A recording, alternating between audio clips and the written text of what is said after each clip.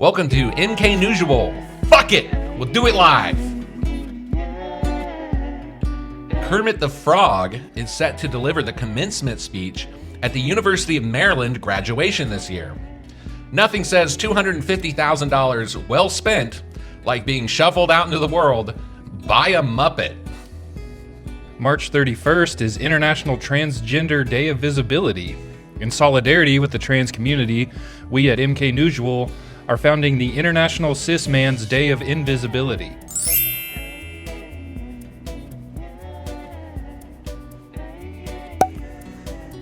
Dennis, where'd you go, man? I'm right here, dude. Come on, man. We gotta film. This isn't funny anymore. I don't know how to change back. This is kind of cool, though. What are you gonna do?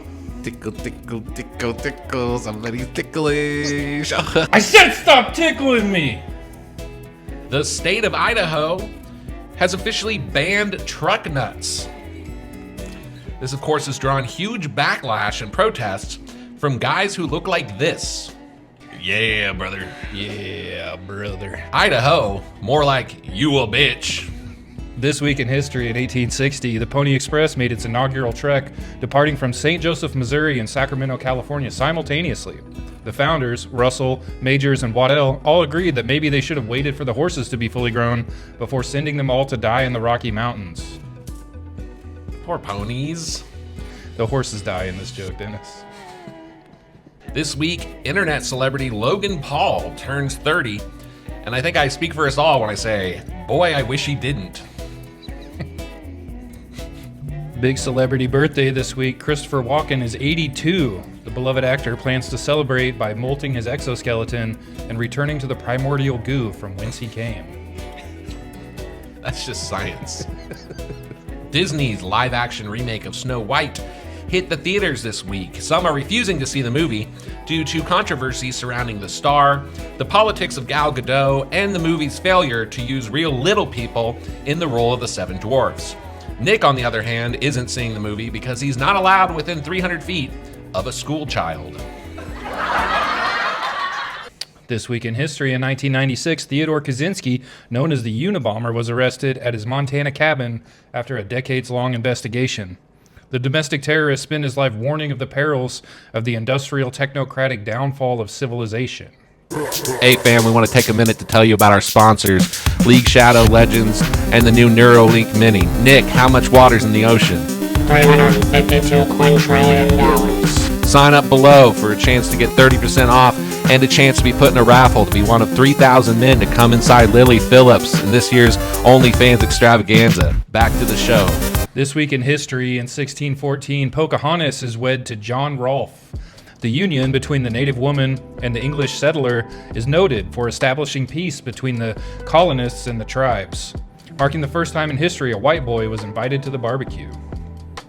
He brought potato salad with raisins all the way from England and 2 backwoods.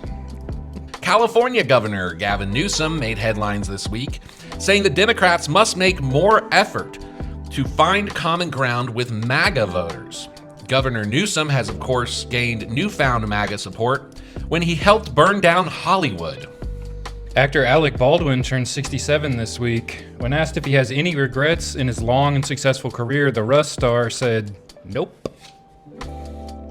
Not a single one, eh? The Trump administration is in hot water this week over continued controversy with a Signal group chat where war plans in Yemen were discussed.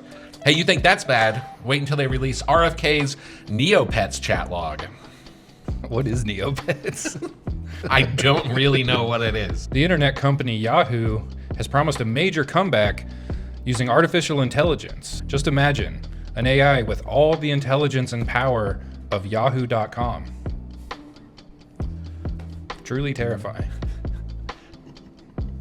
In a surprising revelation, scientists believe they may have discovered a city under the pyramids. In response, Zardoc Axelron, Grand General of the Intergalactic Reptoid Federation, said, quote, "Good game, your turn to hide now." That seems ominous. The Thailand International Badminton Tournament is this week in Phuket. I guess my Uncle Gary really just likes badminton.